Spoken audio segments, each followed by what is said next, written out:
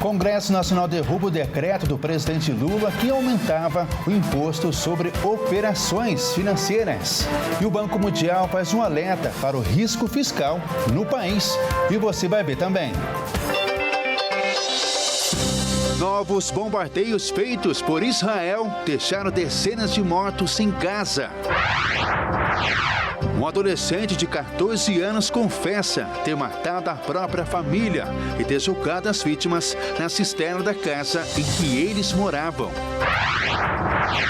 No Dia Nacional do Diabetes, 1 em cada 9 adultos entre 20 e 79 anos vive com a doença no país. E ainda, o Brasil tem 4 times confirmados no mata-mata da Copa do Mundo de Clubes.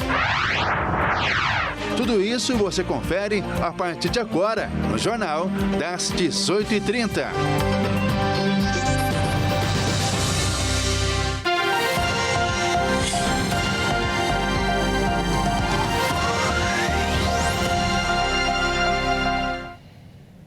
Olá, seja muito bem-vinda e bem-vindo. Nós estamos ao vivo agora, são 18 horas e 36 minutos pelo horário de Brasília. Eu sou Ismael Nascimento e a partir de agora você confere comigo as principais notícias desta quinta-feira. Após o Congresso Nacional derrubar o decreto do presidente Luiz Inácio Lula da Silva, que aumentava o imposto sobre operações financeiras, o IOF, o Banco Mundial divulgou um alerta para o risco fiscal no Brasil.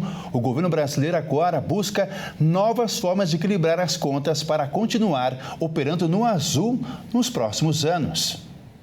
A equipe econômica do governo anunciou o aumento do IOF no final de maio e teve que lidar com uma grande rejeição e resistência, até que a proposta foi barrada de forma inédita no Congresso. A derrubada do decreto escancarou uma dificuldade do governo de tentar equilibrar as contas públicas, que estão sendo feitas por aumento de tributos, uma das maiores críticas ao governo.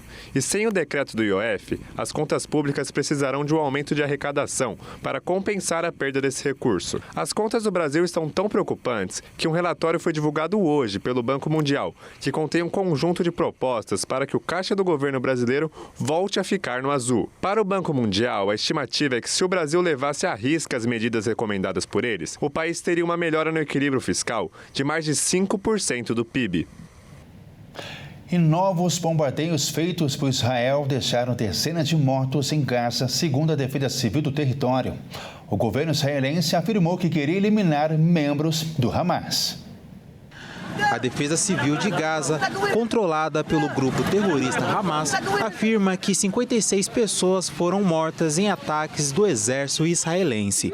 O bombardeio aconteceu depois que Tel Aviv anunciou que voltaria seu foco militar para o território palestino, que havia ficado em segundo plano com a ofensiva contra o Irã, agora suspenso pelo cessar-fogo mediado pelos Estados Unidos.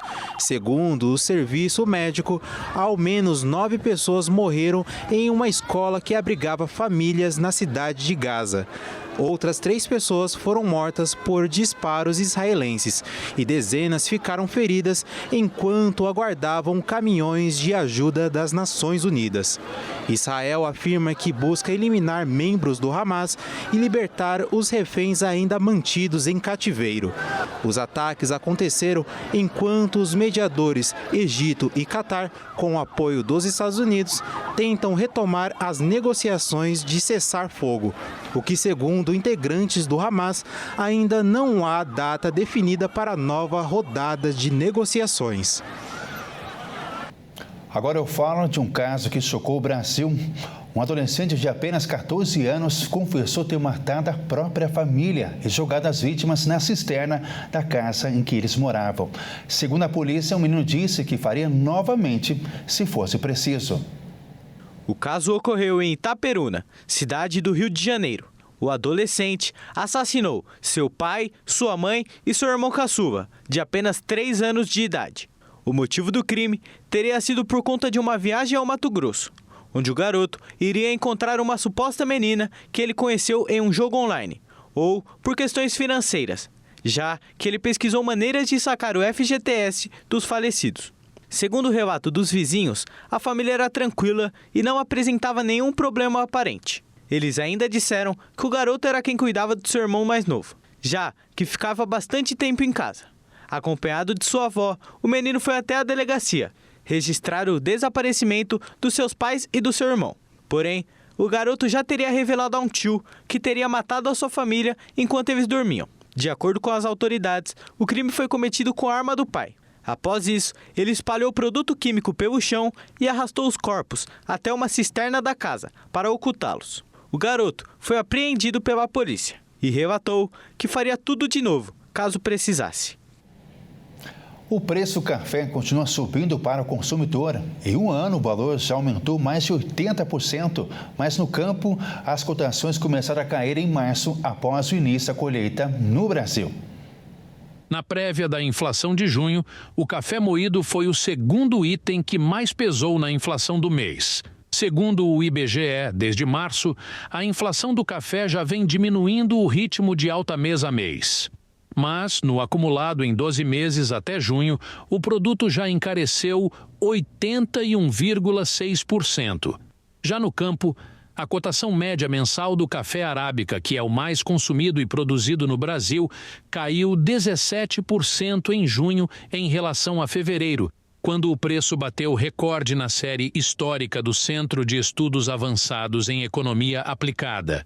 Para os economistas, a tendência é de que a queda de preços no campo comece a chegar ao consumidor somente no segundo semestre, mas de forma lenta e gradual. Apesar de começar ainda este ano, a tendência é de ganhar intensidade em 2026. O repasse de preços do campo até o supermercado costuma demorar.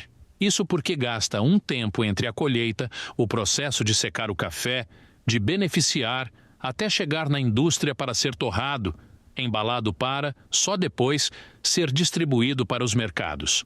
Em fevereiro deste ano, a cotação do café arábica bateu um recorde na série histórica do Centro de Estudos Avançados em Economia Aplicada, iniciada em 96. Segundo especialistas, a alta dos preços aconteceu porque o Brasil exportou mais que o normal no ano passado, o que fez o país entrar em 2025 com baixos estoques.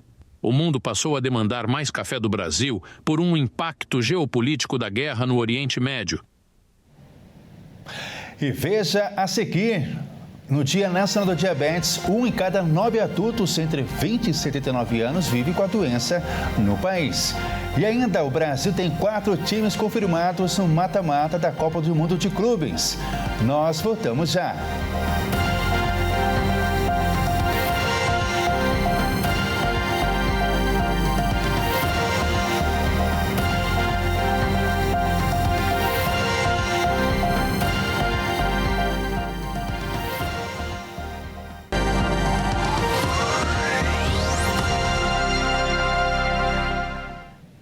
Olá, estamos de volta com o Jornal das 18h30. Sejam todos bem-vindos. Agora são 18h46.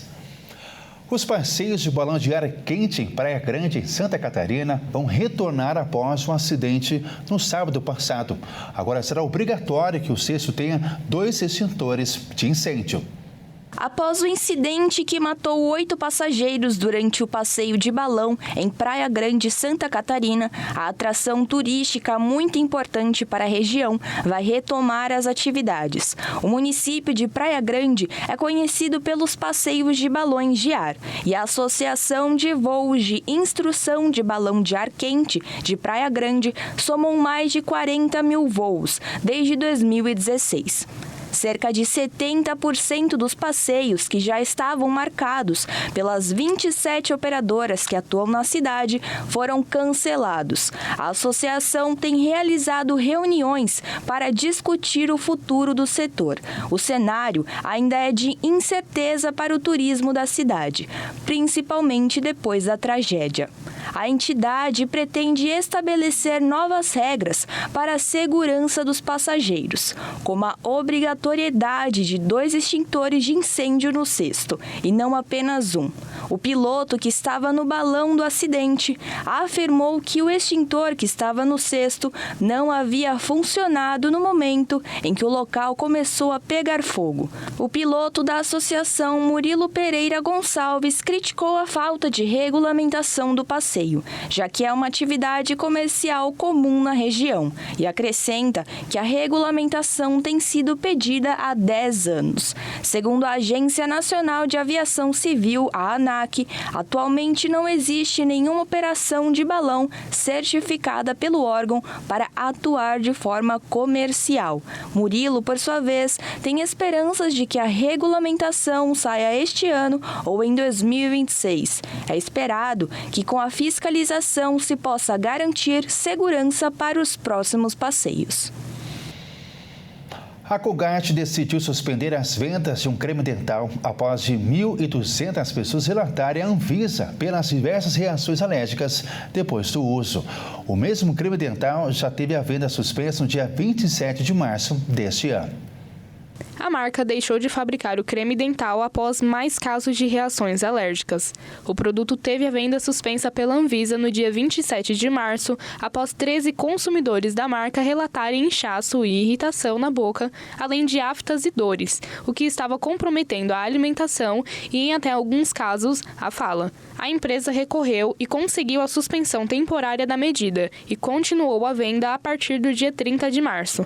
Mas a Anvisa derrubou a decisão e manteve a venda proibida devido à alta de relatos de reações. Desde a suspensão, a Anvisa determinou uma investigação para apurar os componentes que poderiam estar causando essas reações. De acordo com a marca, a decisão aconteceu após uma investigação relacionada aos níveis de aromatizantes presentes na fórmula. Mais de 1.200 pessoas já relataram à Anvisa efeitos adversos até o fim do mês passado. O creme dental passou por uma modificação na fórmula em julho de 2024. A marca substituiu o fluoreto de sódio por fluoreto de estanho, mas ainda não confirmaram se foi essa mudança que começou a causar as reações alérgicas. Outra possibilidade que a empresa está investigando são os aromatizantes à base de óleos essenciais, que são substâncias conhecidas pelo potencial alergênico. Corantes e outros aditivos que serviam para melhorar o sabor também estão sendo investigados. Hoje, dia 26 de junho, é celebrado o Dia Nacional do Diabetes. A data foi criada com o objetivo de promover a conscientização sobre os riscos da doença, suas complicações, prevenção e controle. A diabetes é uma doença causada pela produção insuficiente ou pela má absorção da insulina, que é um hormônio que regula a glicose no sangue e garante energia para o funcionamento do organismo. A insulina tem a função de quebrar as moléculas de açúcar, transformando-a em energia para a manutenção das células do corpo. E quando a insulina não é produzida adequadamente ou não consegue realizar suas funções, o nível de açúcar aumenta e pode provocar complicações no coração, nas artérias, nos olhos, nos rins e nos nervos. Em casos mais graves, pode levar à morte. Cerca de 16 milhões de adultos brasileiros entre 20 e 79 anos vivem com a diabetes, segundo dados divulgados em 2024 pela Federação Internacional de Diabetes. A previsão é que até 2050, esse número chegue a 24 milhões de pessoas diagnosticadas no país. Segundo o levantamento do Instituto, o Brasil gasta em média $2.700 por pessoa com diabetes, o equivalente a R$ 14.900. 31% dos adultos dessa faixa etária convivem com a doença sem diagnóstico. O Brasil é o 6º país com mais casos de diabetes no mundo. Segundo o Ministério da Saúde, a orientação para os casos é procurar a unidade básica de saúde mais próxima para a promoção da saúde, prevenção de fatores de risco, detecção precoce e, quando necessário, encaminhamento para atendimento especializado. Com os 4 times brasileiros confirmados no mata-mata da Copa do Mundo de Clubes, a CBF publicou um vídeo nas redes sociais celebrando a conquista e ironizando quem duvidou dos times.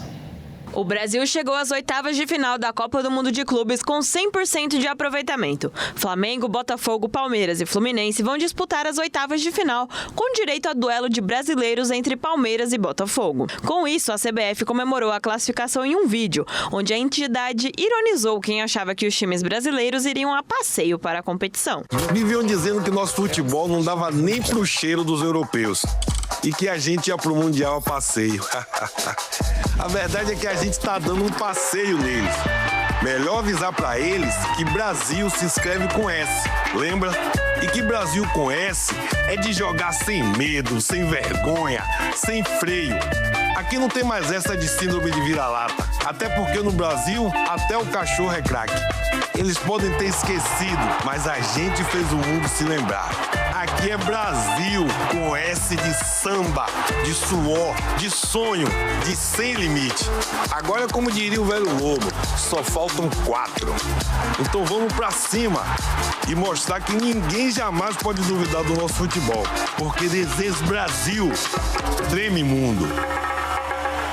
Palmeiras e Flamengo classificaram em primeiro em seus grupos. Já o Botafogo passou em segundo no grupo da morte da competição, vencendo o PSG e eliminando o Atlético de Madrid. O Fluminense avançou de fase em segundo, eliminando o Mamelodi Sundowns da África do Sul. Em 12 jogos foram 6 vitórias dos brasileiros, 5 empates e apenas uma derrota. Confira agora as datas e horários dos jogos dos brasileiros nas oitavas de final. No sábado, às 13 horas, Palmeiras e Botafogo se enfrentam no estádio Lincoln Financial Field, na Filadélfia. No domingo, às 17 horas, Flamengo encara o Bayern de Munique no Red Rock Stadium, em Miami. E na segunda, o último brasileiro a entrar em campo, o Fluminense encara a Inter de Milão no estádio Bank of America, em Charlotte. O jornal termina aqui. Obrigado pela sua companhia. Uma ótima noite para você e toda a sua família. Até mais. Tchau.